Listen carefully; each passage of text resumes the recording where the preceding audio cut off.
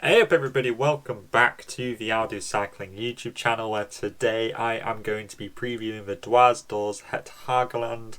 It's a slightly lower categorised race for the Superclasico competition, but it's still important to try and pick up these points throughout these smaller races to try and improve your overall score. So let's have a look and see if we can find some riders so that we can try and bump ourselves up the overall standings. So you start off with the more expensive riders being from Quickstep.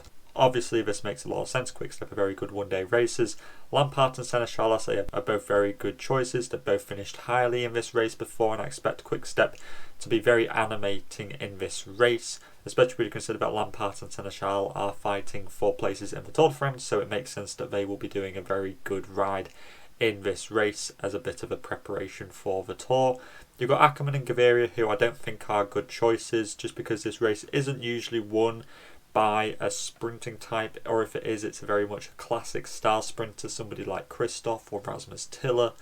So I don't think that a pure sprinter like Ackermann or Gaviria are very good. I think Malia is a bit of an exception to this. He has finished inside the top 10 before in this race, and I think that his form is growing towards the Tour as well. Malia is a good choice, and I expect him to finish inside the top 10 again, although a win will be quite difficult.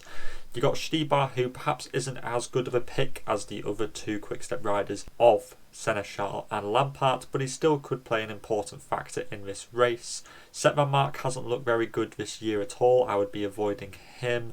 The same goes for Tim Wellens, who has recently announced that he'll be leaving Lotto Soudal, so therefore how motivated is he going to be picking up those vital UCI points for Lotto Soudal to try and avoid the relegation. But you would say that Florian Vermeersch would be one of the star candidates for this race. After all, he won the Antwerp-Port Epic. He was looking very good at Tro Bro Leon until he had a puncture, and he also came second at Roubaix last year. And because this is such a grippy course, off-road sectors, Vermeersch really suits this race, and I expect him to be one of the favourites for this race. Walscheid is still coming back into form, however could be a good outside choice. Tom van Asbroek hasn't looked great. Vermeersch would be more of an attacking option for Alpecin, with Merlier sitting in behind for a sprint. So I think that Vermeersch is a good option, especially since this is usually won by an attacker.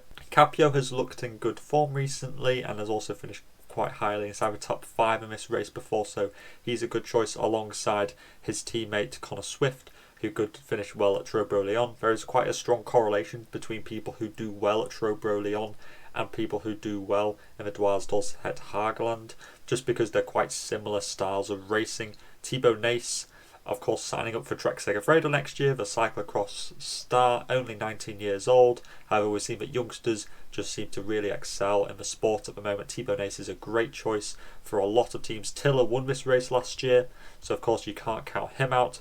You got Arnaud Delis, the UCI point accumulator, the absolute monster of the season so far. I think that he would be another person who would be trying to fight for the victory in this race. However, it might be a bit too attritional considering he's more of a sprinting type, but I do think that a top 10 is well within Delis' capabilities in this race. Piet Alligaert has finished inside the top 10 multiple times in this race, a good 8-pointer if you need somebody a little bit lower pointing, but he's looked on fire recently and will be probably Cofidis' main man. Quentin Hermans would be a good choice as well as an 8-point rider, just because Intermarché don't bring kind of like a Christoph or one of their star listers here. They do have Taco van der Hoorn, who won the other day, but Quentin Hermans would be another good choice for them to go with. Speaking of, I think it was the Brussels Cycling Classic, Timo Willems was second in that race behind Taco van der Hoorn, so that's another name to keep tabs on. Taco van der Hoorn is of course a 6-pointer, so we'll have a look through some of them. Honestly, there aren't too many good 6-pointers that I like the look of. I think Van der Hoorn is likely one of the better ones. There are probably some ones in here which I'm missing out and will finish as out of the top 10, but they're quite unknown to me right now. Stan van Tlicht would be another option who could be used by Quickstep. And other than that, you maybe got some 4-pointers who could go up the road for some of the Pro Conti teams, but other than that, I don't think you need to be looking towards the 4-pointers too much, considering that there aren't too many high point riders in this race, so it's quite easy to formulate a team. This is currently what I've got at the moment. It's not even 100 credits. I don't think you should feel pressured into using all 100 credits. You can make a very good team without it, and I don't think that you will need. I think the winning team will not use 100 credits. I think it will likely be cheaper than that.